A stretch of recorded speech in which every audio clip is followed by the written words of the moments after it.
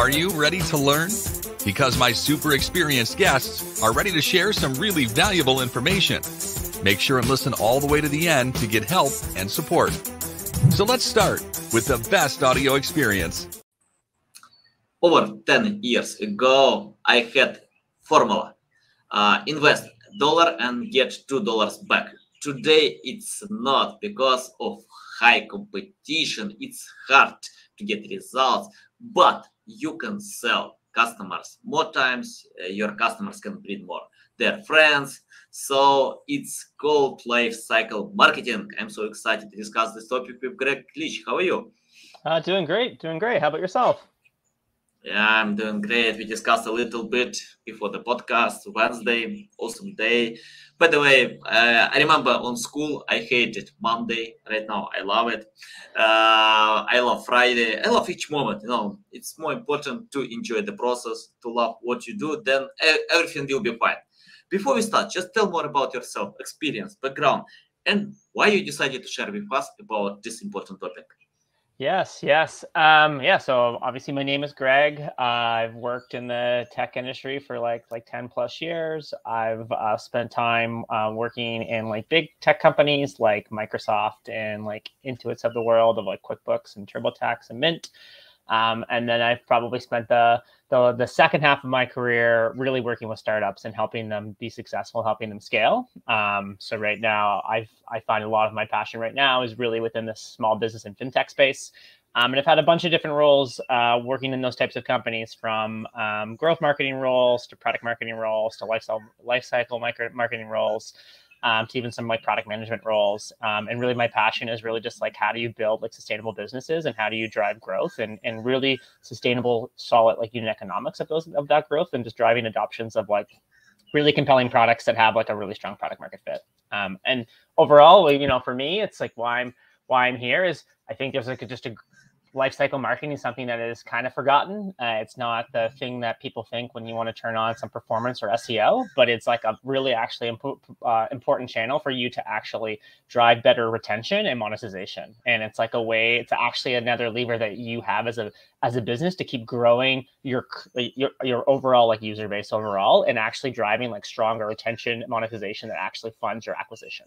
So kind of why I'm here today.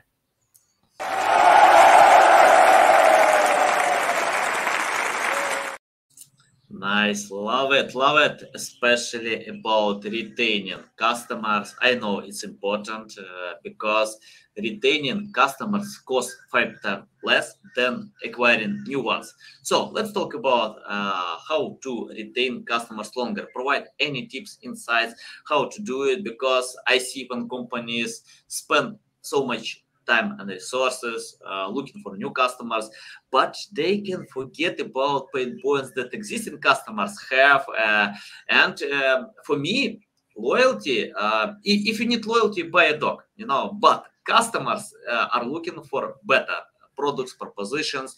And if you can't satisfy their intent, your competitors can. So tell about retaining customers longer. Yes, absolutely. So I always tell people, doesn't matter how great your marketing is, if you don't have a great product, then your customers aren't going to retain. So that's always like a really important thing. Like always make sure like any company, or if you're working on bootstrapping your own business, like make sure you're really focusing on like finding that product market fit. And once you have that like solid, then some of the great opportunities that you can actually be doing to drive stronger retention is actually further up the funnel. So it actually starts with like activation and habit building moments.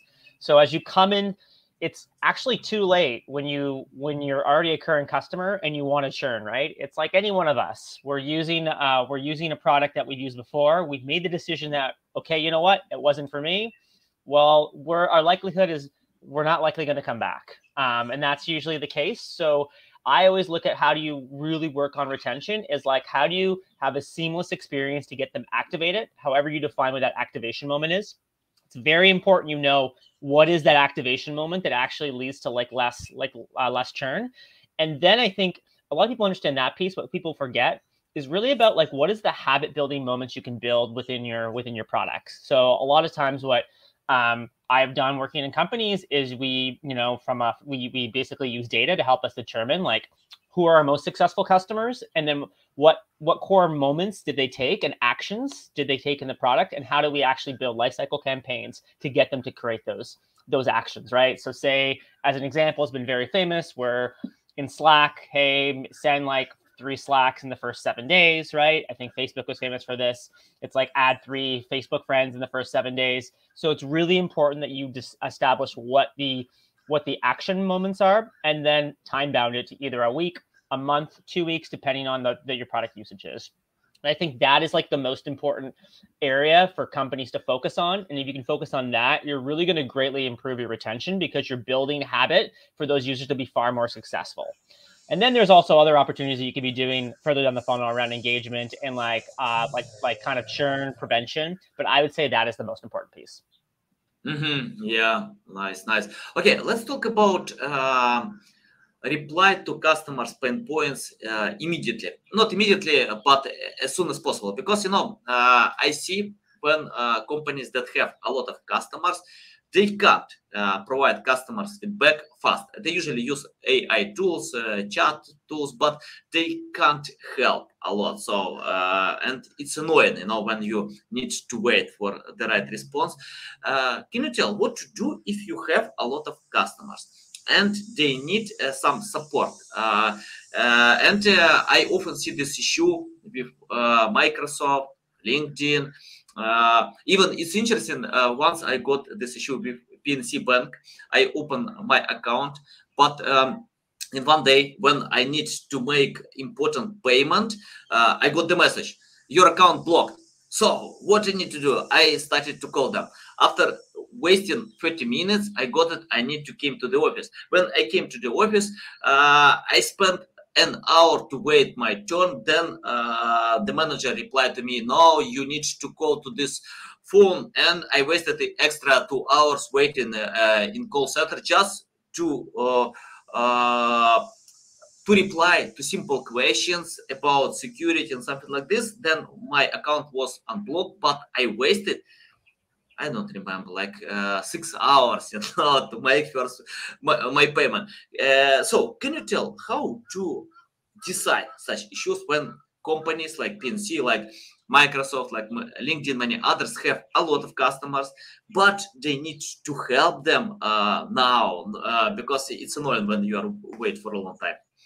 Yeah, so I actually think it always starts with the first one is like discoverability. So if you're a current customer, how easy is it for you to discover customer support?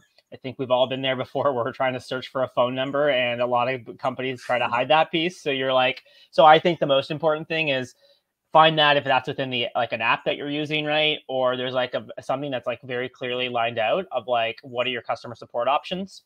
And then I actually think it's down to like, one, you can have customer support that is like a help center, and where you can actually look at FAQs to answer your questions yourself. That's like level 1. And that will give you kind of your first option. And if that can't happen there, I think the next thing strong companies do is they offer basically a chat functionality. Now, I actually don't believe it should be a chatbot. I don't think any one of us like to talk to a robot. We like to talk to human beings. So it's very important that it is like an actual human being you can connect to.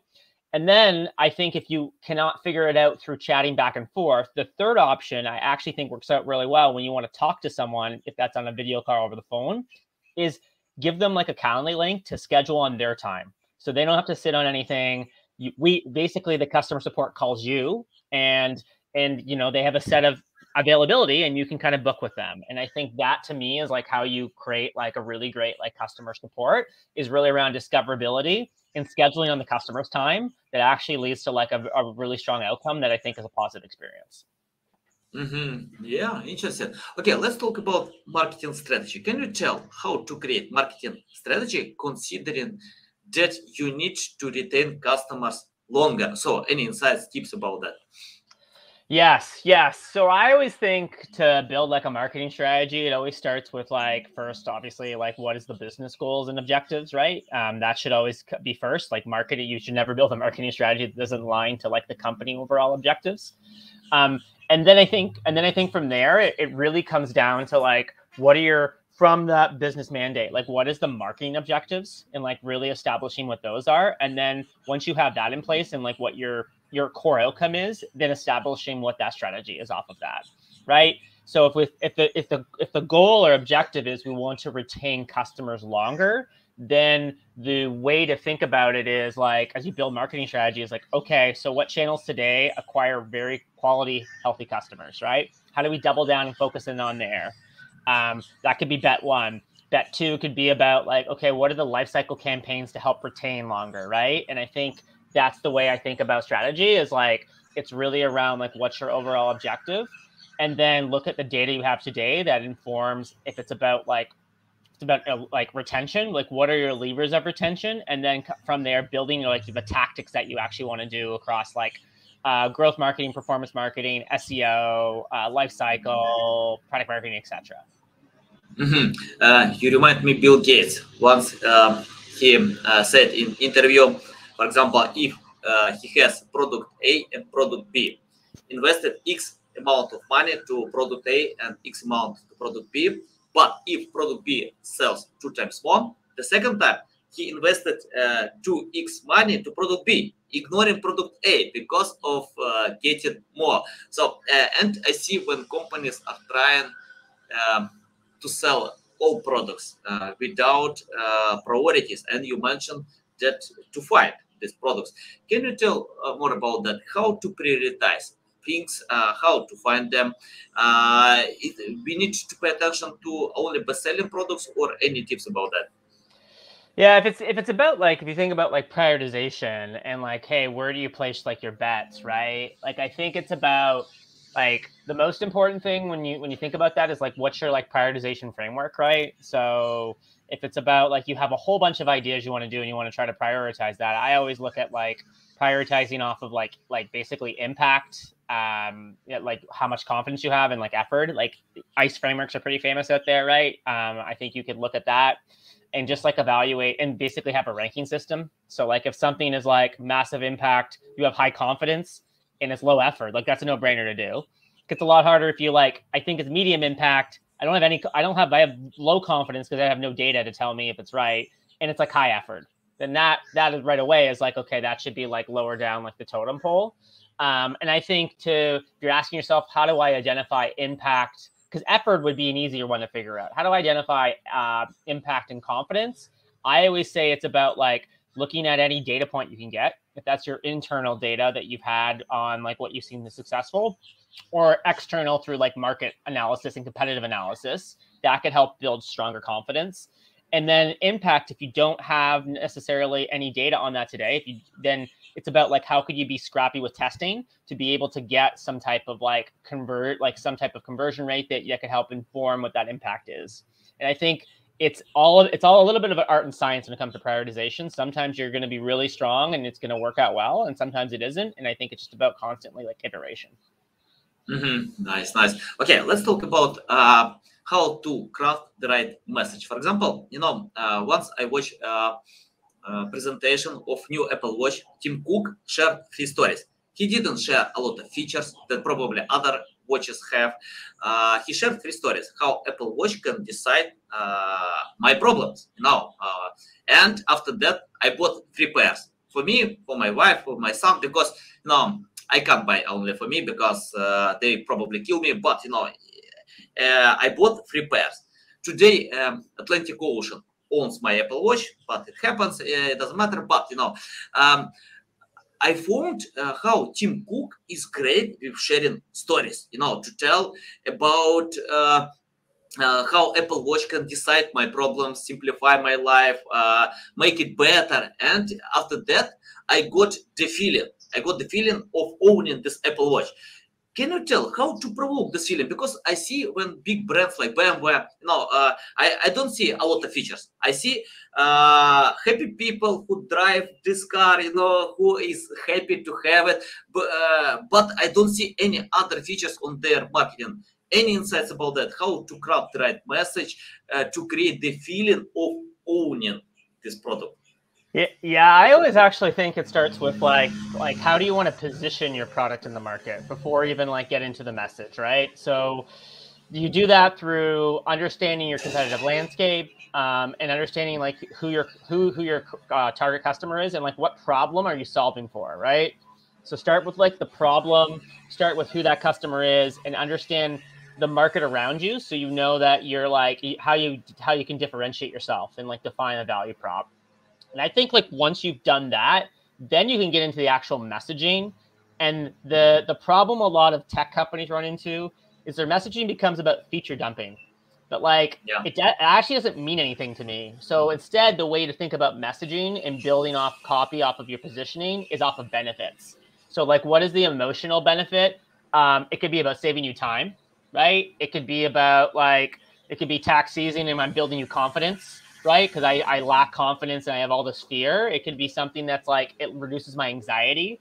But connecting, making sure you know what your core value prop is, those core features that you can turn into benefits, that is about showing the impact that's connecting to them emotionally, I think is the way to think about it. So always think about it, set positioning, define value prop, build your messaging off of your top features, off of benefits. That helps them that helps them do something in their lives. And I think that's the way to think about it.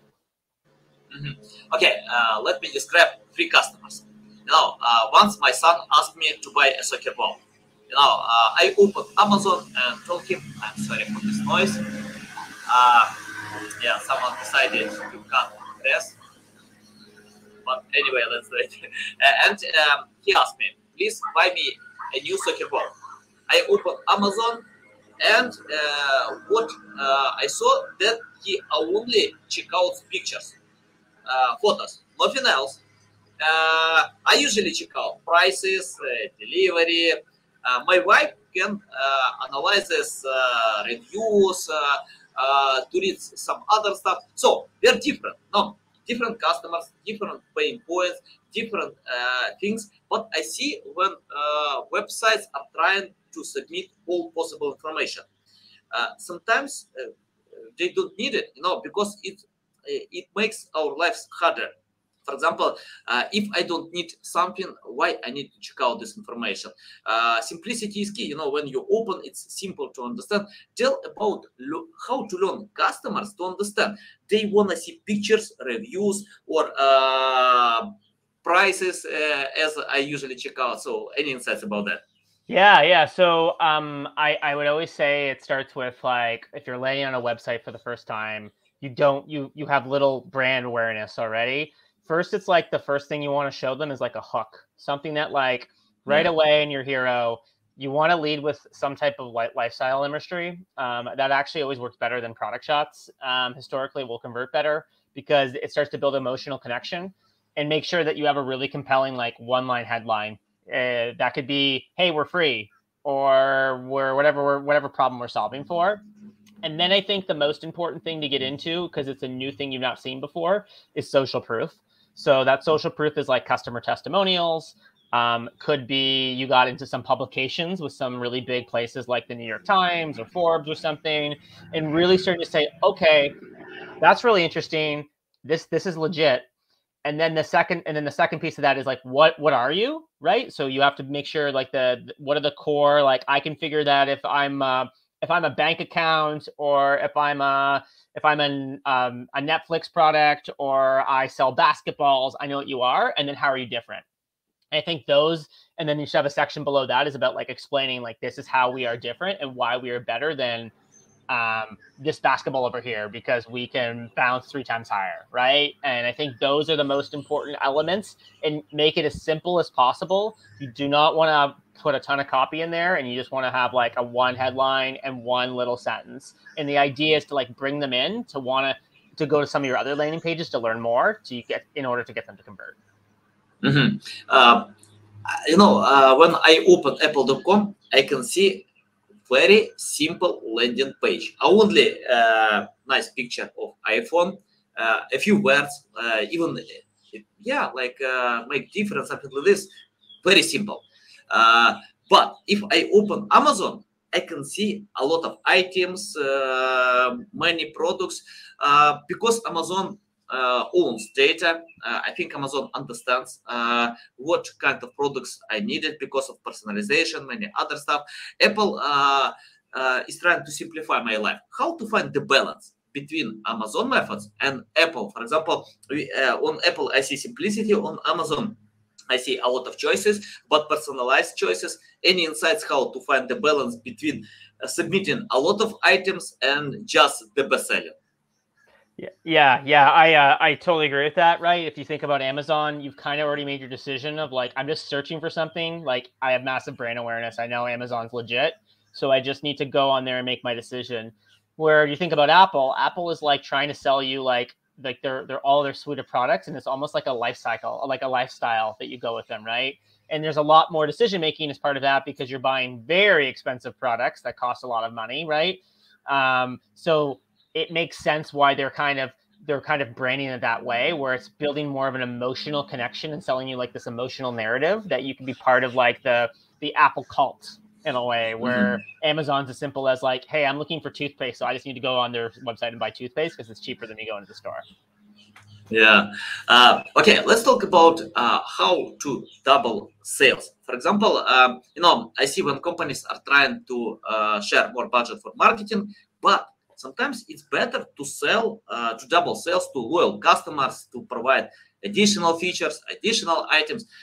Any tips about that? How to tell your customers that you have something more, you can help them more. So any insights about that?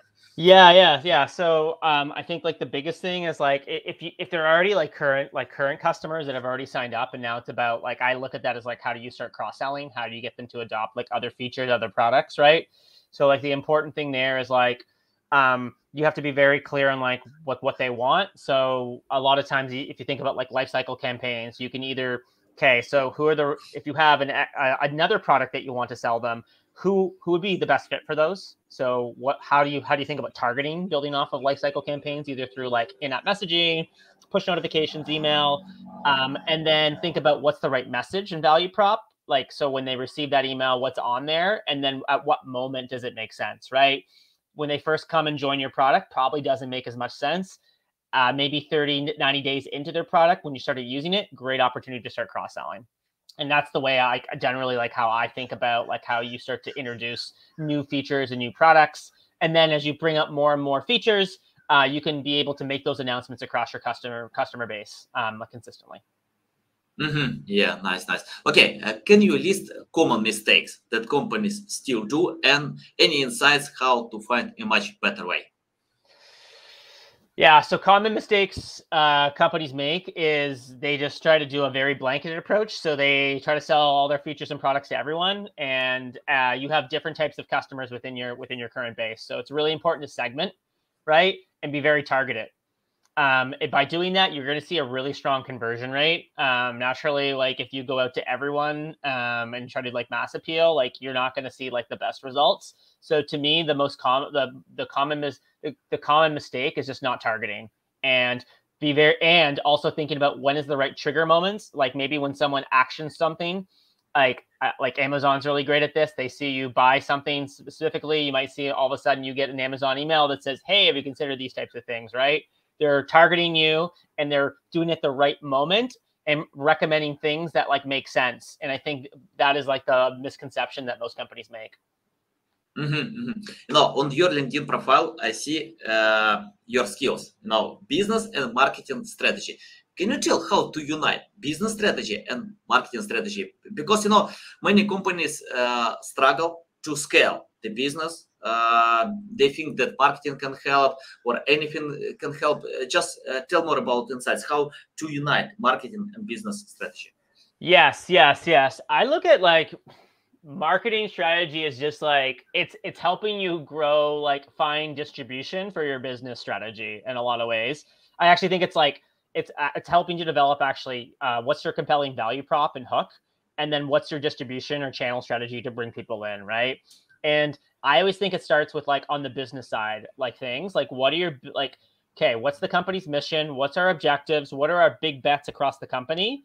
And then you take those, like whatever those pieces are, and you align your marketing strategy towards that. So if the main goal of the company is LTV to CAC, and it's all about like really strong like unit economics, then you align your marketing strategy to that, right? If it's all about like growing really, really, really fast, then that changes things, right? And then it needs to be, you have to think a lot more about like mass distribution. Or if it's more about like we want to monetize our current customer base, then like thinking about like life cycle campaigns are like far more important. And I think that's the way to think about it. You should never build your marketing strategy before the business has defined what those pieces are, because it's never going to work. And I think that's like the critical thing. Marketing strategy feeds into that. And it's really about a compelling value prop to hook people in. And what is your distribution channel strategy? Okay, let's talk about sales funnel. For example, once I got a client who told me he lost 400,000 traffic a month because Google dropped his website, but he didn't lose sales. So he had this traffic, but that was useless. And I see when companies create their own strategy. For example, if I don't know, like take the keyword SEO.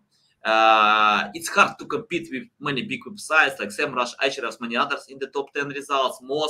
But even if I rank this keyword, I'm not sure that I can sell anything because it's not related to SEO services. Can you tell about sales funnel? How to find the right strategy? Because I see when companies have their own strategy or generic strategy, but it's not related to sales funnel, and it's hard to get results even if you achieve them. Any insights about that? How to create the strategy considering sales funnel? Yeah. So I actually think the first thing to do is like you have to actually like establish like your funnel first, and like really define like what the funnel looks like. I think that's like the most critical thing. And then you need to ask yourself, like, this comes down to like your customers, like where do you think your customers are right now? Like what channels do you think they're in? Use an example where all of a sudden, Google changed something but all of a sudden their sales didn't drop. Well, that tells me that it's like, okay, then maybe you like, where are your customers coming from? Maybe you have massive word of mouth. Maybe you have massive referrals. Like, and then why that's important is like, that's where you want to ultimately like double down in, right? Like there's a great, the power of like the book, like Power of One, which is like a really famous, like tech book. They talk about the power, like law of distribution, which is that like 80% of your traffic is going to come through like one channel. And that's what's going to be like your core distribution channel. So which one is that? And pick that and like double down there. And then making sure as they come into the funnel, you have like a really strong funnel that's capturing the right things you need to keep getting customers further down from the top of the funnel to the bottom of the funnel. Okay, let's talk about monetization. For example, how to submit the right call to action, because I see many companies can write a lot of blog posts, create other marketing channels, forgetting about call to action, because you need to give incentives to customers to open your products, to buy it, discounts, promo codes, or even just the right call to action that this product can help decide problems. Because now I think customers change their hard-earned money with products if they feel that this money costs less than buying products. Any insights about call to action? Yes. So I think with just around like call to actions, a lot of people tend to try to like, hey, it's free or a discount, right? I'm a big component that if you have the ability to A/B test those things, even though you think it works, it might not work as well as you think based on the cost you're spending. So I always say that is like the important thing, is like always A/B testing any sort of like promotion or discounts, or hey, we're offering a limited time free version, I think is really important. I think call to actions in general, like free is the number one thing that will work better than anything. So if you have software that is a freemium product and it's free to come in, and then you monetize a different way, like that will always be like the strongest piece. It has to be simple and it has to be very actionable, right? So the difference of like apply now versus learn more, apply now will always work better. So what are like in a very simple, like 2 to 3 word way, like you have to have a very strong, like compelling, like call to action. And, on a website, the color scheme does matter. And you need to also consider that as you're trying to kind of drive people in to be able to basically improve your conversion. Greg, let's imagine you started from scratch without any experience, knowledge, skills. What will you do today about learning about customer retention? Oh, that's a great question. I think if you wanted to learn about like customer retention, like so read as much as you can is like the first thing. And I start with that. Like there's a lot of great courses out there. There's a lot of great books out there. There's a lot of great blog posts on there. And I think you need to understand that like retention is basically like the output. You have all these inputs into it. And like, what does retention mean? And spend time to understand like how retention, what does retention mean in different businesses? How do you measure retention? What are the core levers you have to be able to optimize retention? And I think that is the most important piece to figure out. And a lot of times the best way to do that, depending, is also like talking to different like customer success teams are very focused on retention. So like talking as much with people within your network would be specifically like around that, or either talk to some like really strong like core like product managers, because either it's going to be coming from like your customer success team, or it's becoming from basically like your product teams, and they like know the most. And I think be a sponge and soak up that knowledge as much as you can. And start with the high level. What is retention? What does it mean? How do you impact it? How do you measure it? And once you can do that, then you know how to action it. Yeah. Okay, let's talk about action. For example, I have short memory. I can forget about new things for a few hours. And I often see when students, business owners overload, they get knowledge, but do nothing with this knowledge. In some time it will be obsolete, or they can forget about this. And for me, nobody knows what actually will work. You need to test them, to adapt, to analyze. Can you tell tips how to act after getting knowledge? For example, you mentioned about courses, about blog posts, many other stuff. So how to practice or how to find the balance between learning and acting?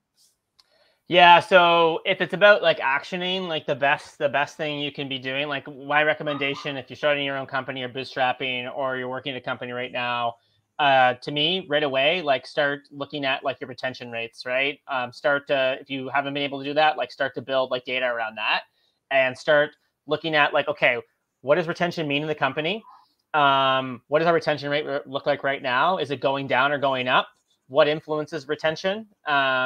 And then start to think about and brainstorm ideas on how to improve retention overall. Like what are those different like ways you can do that? Is it like, hey, like if you have a retention problem as an example, figure out why that is. So like go talk to like your customer success or customer support team of why people are churning, and like go talk to customers and go learn why they're churning off the product. Sometimes there's a survey you may have in there where you already have the insights. Sometimes you may want to talk to them.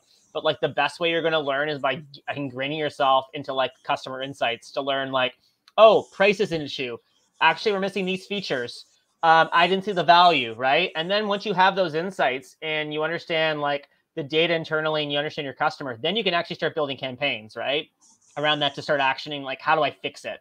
Maybe we need to lower our prices because we're not priced competitively in the market. Maybe we need to do an email campaign because people aren't seeing the value of everything we're offering. But I think it really starts with like, if you have the ability to start actioning, it's like, look at your internal data, go talk to customers, then go start actioning. I have the question, for example, what to do first. You mentioned that if someone wanna start their company or something like this, but I see two ways. It's like, chicken or egg, nobody knows. But here, what to do first? To build community or to create a great product? Your insights about that? Yeah, I'm always a big believer on building a great product first, because if you build a great product, people will come, right? So if you build a community, it's great, but then you don't have anywhere to put them, right? And to be honest, I think it's easy to build. It's easier to build a community and building that up. It's harder to maintain the community, but it's a lot harder to build like a really great product that people love. And I always say it has to start with that first, and you have to be focused on finding like product market fit. And if you don't do that, everything else doesn't matter. And that's just kind of my point of view on that. Yeah, love it. Okay, Greg, can you predict the future? What kind of future will be in marketing? Because many things are coming, metaverse, augmented reality. We don't know. We will see. So, any insights about the future? Your tips how to adapt to the possible future? Yeah, I think we're moving to a world that's that's going to be more about like sustainable economics. So it's not just about like turning some paid advertising on and bringing as many customers in. It's going to be like, how do you acquire the right customer? How do we focus on like more organic channels that will bring like quality customers at like a lower cost, right? So to me, like that's what it should be about. And you need to also be focusing on like just like other things like SEO, like Lifecycle will become, content marketing will become, as it already is, it's becoming more important. And then I think when you think about like the future, like I actually think what happens sometimes is people think that like, oh, this one thing is going to change the world. Like, oh, AI is going to completely change what marketing is. And yes, it's going to, there is going to be a change there, but it's going to take years for that to change. And you're going to see like, it's going to be more of an additive of how do you improve things. So like, if it's from like an AI machine learning perspective, obviously there's like chat GPT out there right now that everyone's talking about. I think that's like a great example of like how you can create like faster copy to use, right? It's not, there's going to be like more additive ways that from like a marketing perspective. And then I think it's really going to come down to like how you build like a really strong community. And like, how do you, and I think the biggest thing is just, it's all about sustainable economics. LTV to CAC is what's really going to matter at the end of the day. And I think businesses and marketing teams need to be focused on that. Yeah, by the way, I love this chat GPT, Amazing. Good tool, doesn't mean that you can get the final product. Yes. Yeah, you need to spend time editing, but it saves so much time, and with this tool, you can ignore many other existing tools because just, I don't know, to write the right message in our comment, you can get everything.